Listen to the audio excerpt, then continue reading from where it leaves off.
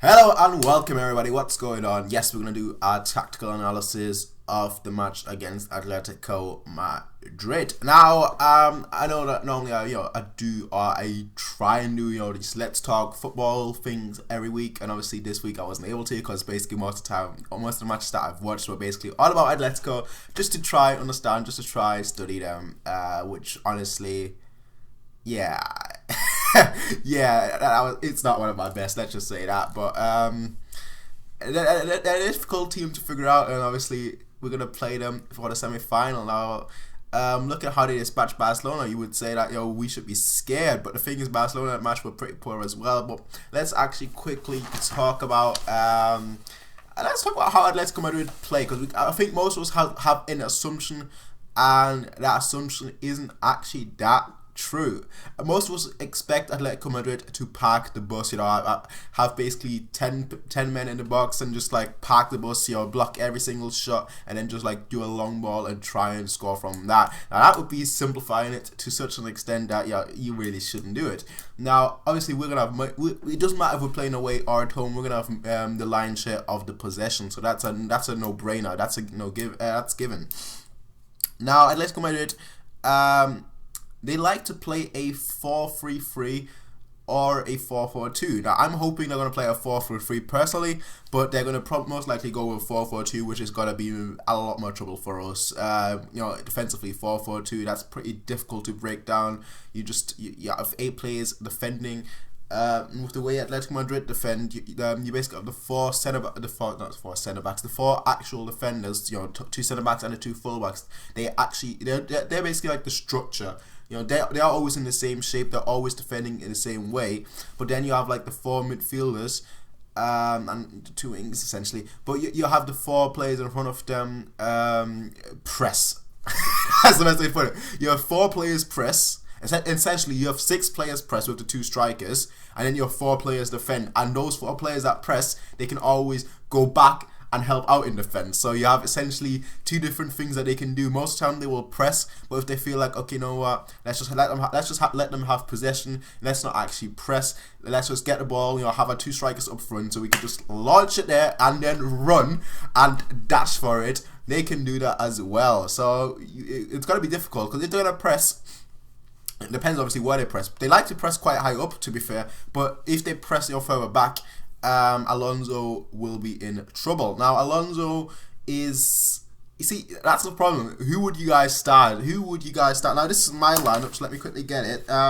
This is my lineup. I'd play Alaba, Javi, Benatia, Lam, Alonso, Vidal, then Ribery, Lewandowski, Müller and Costa. So I'd play Alonso and Vidal, and the reason why I would do that is because Vidal is much more mobile than Alonso. Alonso will be much more needed than Vidal. So you might be thinking, why will Alonso, who will most likely get pressed so badly, be needed against Atletico Madrid? And the reason for that is quite simple.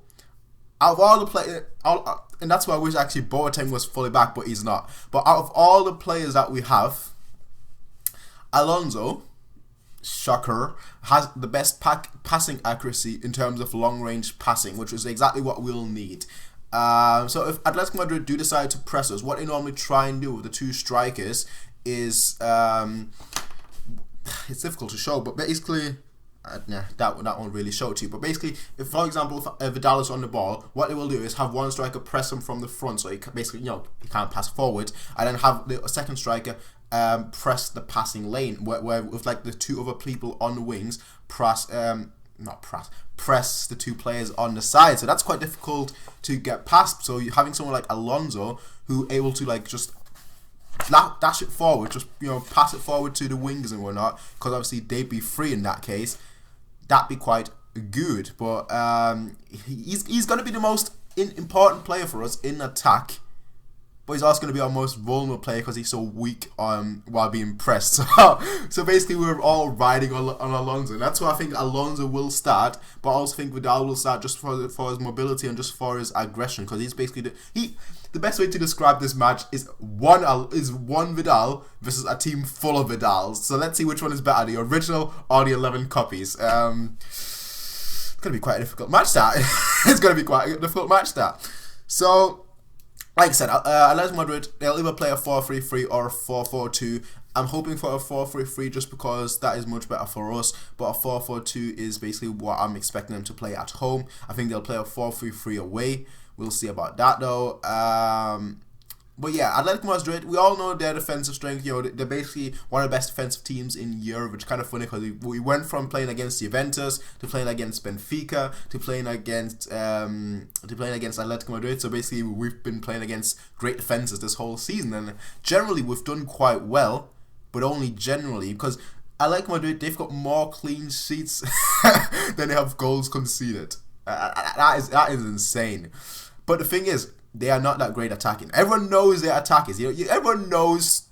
Okay, Torres maybe not so much. But everyone knows Griezmann. Okay, we've been linked with him for so long. Everyone knows him. But the thing about him is that then they're not that clinical. They're not that clinical. I believe in La Liga they have 54 goals scored and 15 goals conceded. Now you'd look at that and you'd be like, wow, only 15 goals conceded. That's insane.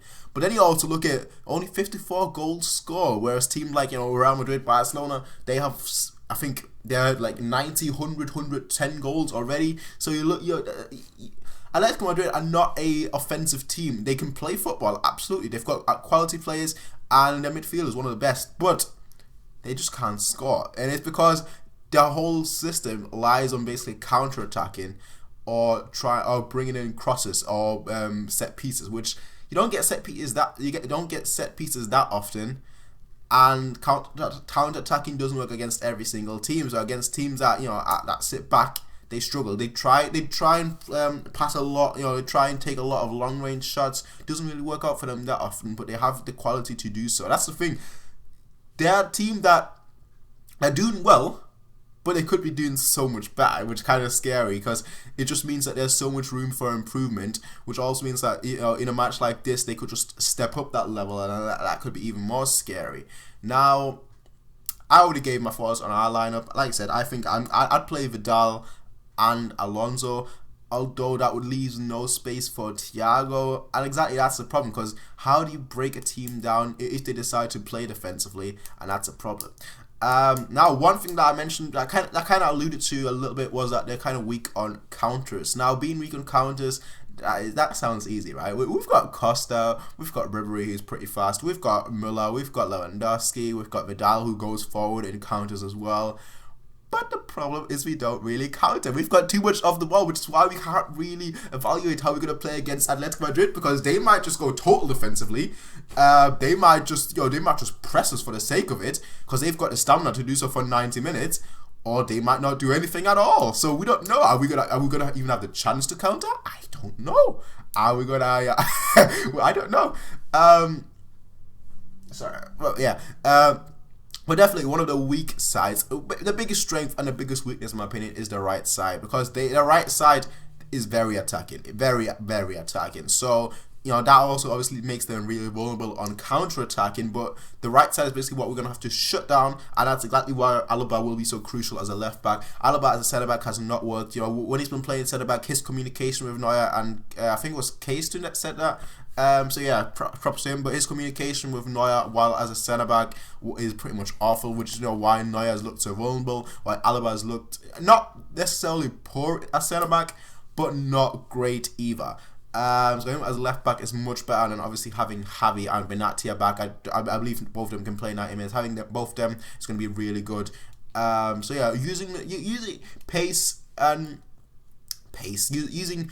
to counter attack on the wings, that's probably a good strategy.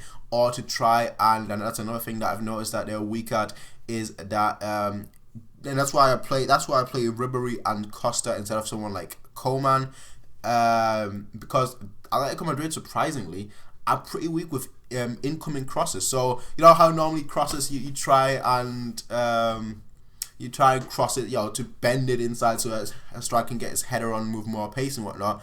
Atletico Madrid are surprisingly weak at crosses coming from the outside and going in. I don't know exactly what you call them, in-swinging crosses, yeah. So they're pretty weak at that, to be fair. That's why someone like Robin would have been so good in a match like this, because he would have been able to get on his left foot and take a shot. Costa, having done that now for like the last 2 matches or so, having scored those kind of goals, he needs to start. And Ribery, you all know what Ribery can do on a left wing. So if he can get a strike or two on goal, that's going to be very good because they're that weak at protecting these in-swinging crosses. So we'll see how it goes ultimately. But that's that's in general what I found on Atletico Madrid. Like I said, they're basically a flexible but structured team, which is the problem because they could defend, they could just sit back deep, they could do the normal game where they try and press the players, they could press our players very high up the field, they could not press at all, they could not defend at all. They could do everything. They could do everything. They're basically like the anti-Pep. Anti-Bayern right now, because we're flexible attacking wise, we're flexible in midfield, but they are flexible in everything else. They're flexible in defense, they're flexible how they approach the game, and they're flexible in midfield as well. So it's going to be quite interesting. It's going to be one of those interesting matches that it's going to be two legs. It's definitely going to be two. It's because Atletico Madrid are not good at scoring, so I don't see them. I know we've been playing Kimmich and Alaba as centre backs for like the last 3 months, and we've still made it all the way here. Now that we have two centre backs fit and ready to go, I just can't see them scoring more than 2 goals. 2 goals at the absolute most, and I don't even think they're going to score 2 goals. I think at maximum they're going to score 1 goal, but I think they're going to score 1 goal home and 1 goal away. Now the question is whether we can score the necessary goals to go through. Now I'm hoping personally for a 2-1 win against Atletico Madrid away, so that we're winning 2-1 at the Vicente Calderon, and then I think we might win at home, maybe a 2-1 as well. But that is just me really positively thinking, because realistically speaking, they're probably going to score 1 goal away. They are probably going to score 1 goal at home while not concede. While we are going to, we might score a goal or 2, or maybe 3 goals. At the absolute most, we're going to score 3 goals at home.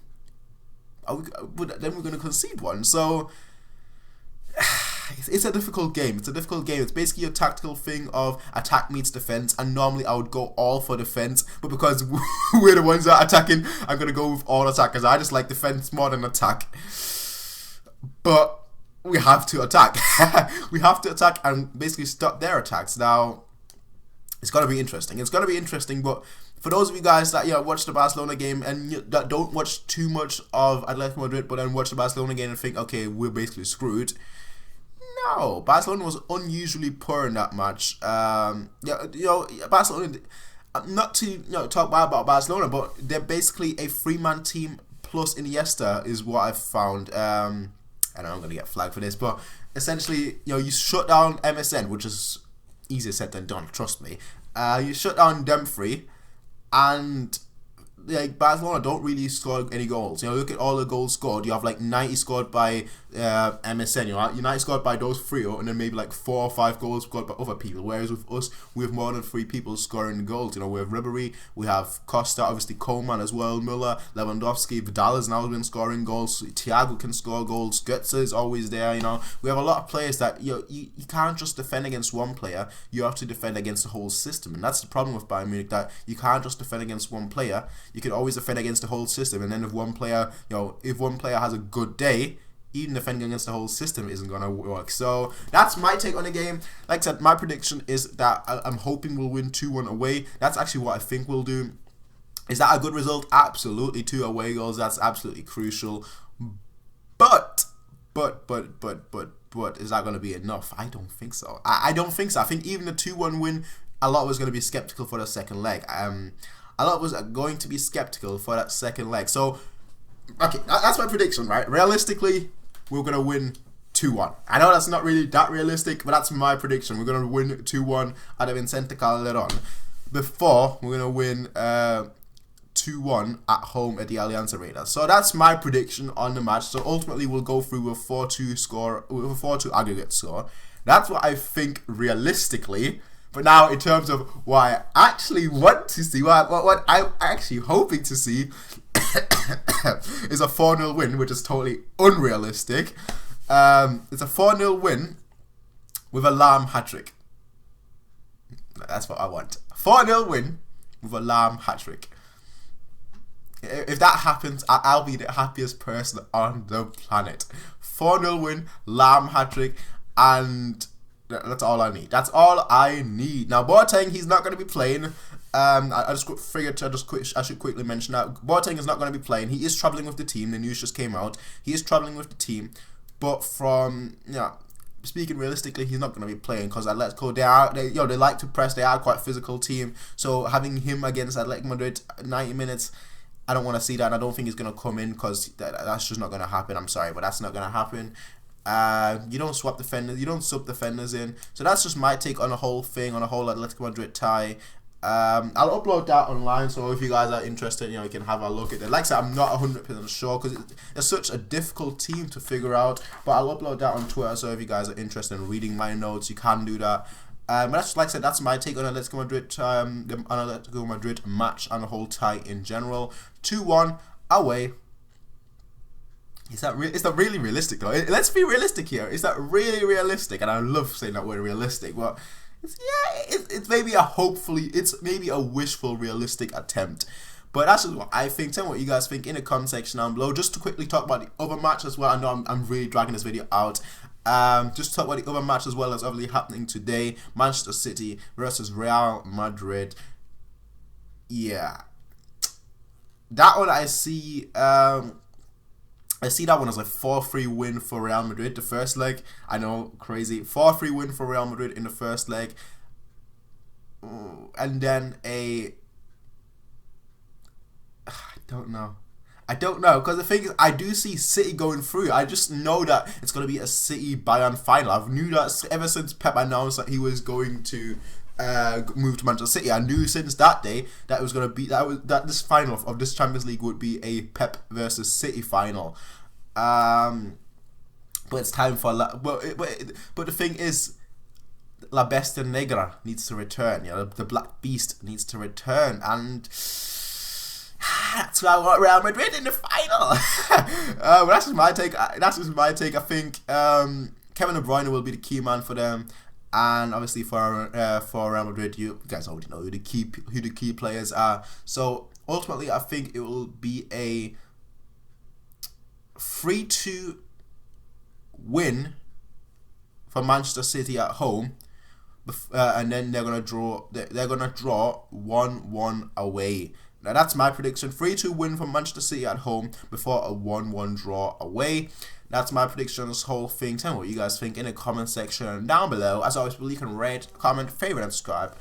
And peace out, and have a nice day. Oh yeah.